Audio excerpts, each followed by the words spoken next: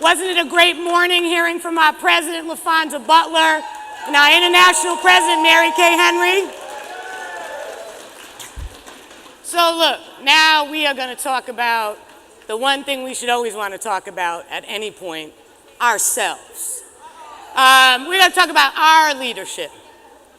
Because this morning, LaFonza and Mary Kay talked about what's in front of us, what's our shared unity of purpose. And all of that starts with our individual leadership. And so we're going to be on a journey for the next day and a half, really digging deep about what that means, our own personal leadership. And as LaFonza put it, what are all the gifts in this room that people already bring? And unearthing those. And I'd love to share with you my journey, my personal journey, but I got 10 years on LaFonza and we ain't got a minute. So I'm gonna make it a little quicker. I want to share with you some little nuggets of lessons that I've had, and maybe we share some of that. I never saw myself as a leader until somebody told me I was.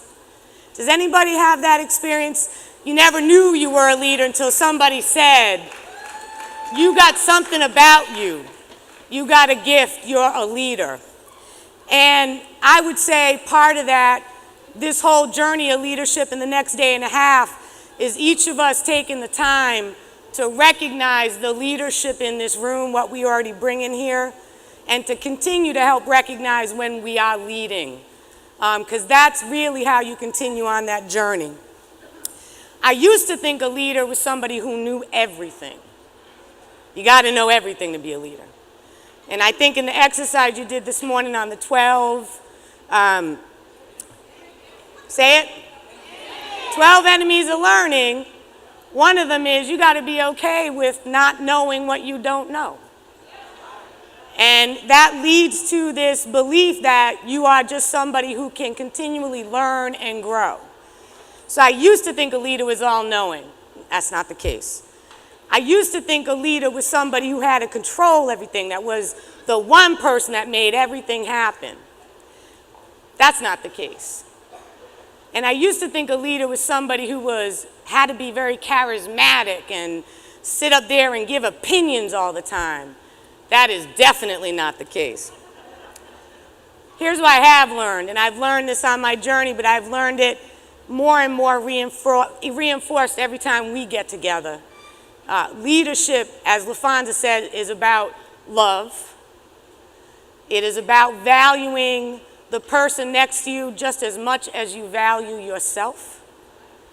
It's about sharing what you know and sharing leadership. And it's about doing things for the greater good, taking all that we have and doing it for the greater good. That's leadership, and that's what we wanna and how we wanna lead. And do you all remember the leadership insight surveys you filled out? Do you remember those? Me and LaFonza read every single one of those. And let me tell you what kind of leadership's in the room. Just in case you don't know, I'm gonna just mention a few. We have in this room, and you should just show, by a show of hands, how many people in this room play a leadership role in their church, their synagogue, their temple, or any faith-based community? Look at the show of hands. That's how many leaders we have just in that grouping. How many people in this room coach or mentor young people? Nice. How many people in this room are teachers?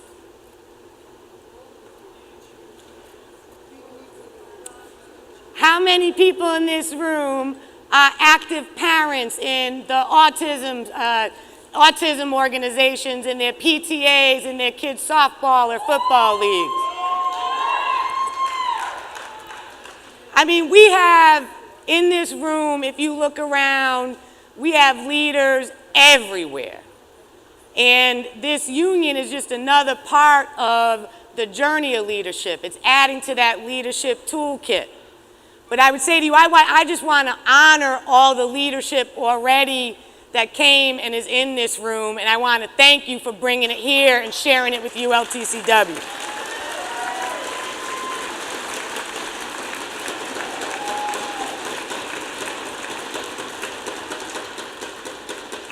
So let's get down to it, because we want to spend this time having you all talk to each other about leadership. So the leadership standards that Mary Kay talked about earlier in her discussion with us about what's in front of us, what's our charge as leaders, there are four leadership standards, 4 ways that we in SEIU and in ULTCW, we want to show up every day trying our best to demonstrate these qualities of leadership. So shared unity of purpose. That's our dignity campaign. Let's just be real about that. Shared unity of purpose is our dignity campaign. If we don't share, and we are going to fight until we get dignity for everybody in California and we get economic equality. And it's also about shared unity of purpose is about the ability to get other people to sort of feel like they're connected to you, to understand why they should be a part of that purpose. Where is their place in it? And that is sort of really a quality that we want to have as leaders. Then there's openness to questions and willingness to learn. We did a lot of that all this morning, really talking about the lessons that a good leader listens, a good leader knows that they are a lifelong learner, and a good leader knows that they are responsible for sharing what they learn and passing that on. And then acting with the courage of our convictions. I've never met a group of people, and I've been in the labor movement since 1992, and I thought I was a scrapper and a tough little nut, but let me tell you, this group acts with the courage of their convictions.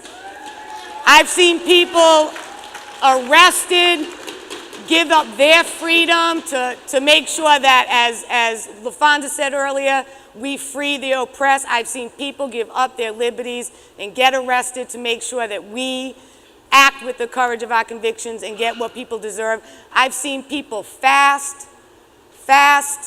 When we were doing the immigration reform work, this is not a group of people you are going to even question act with the courage of their convictions. And then we got to lead with accountability. And that just means we got to walk our talk every single day. We got to have each other's back. We got to not only be good to each other, but we also got to learn how to challenge each other, to push each other. Because when you're a good leader, you are willing to have people say, hey, you might need to check yourself. Hey, maybe you should do this instead of that. And if we can't be about that, we're not going to lead in the way that we know we have the absolute right to do. So look, here's what I want you to think about, and here's the start of your discussion at your tables. If you think about, and those 4 leadership standards are in the material on your tables, I want you to take a minute and first, as individuals, think about which of the leadership standards really stands out for you. Which one do you really connect with that speaks to you that you might want to really work on as part of your own leadership journey? And then you're going to spend some time thinking about somebody in this room, a member that you have worked with in this journey that you think really demonstrates one of the leadership standards we've been talking about. So I'll give you an example. You might want to say, you know, Susan demonstrates acting with the courage of her convictions when she does this or says that.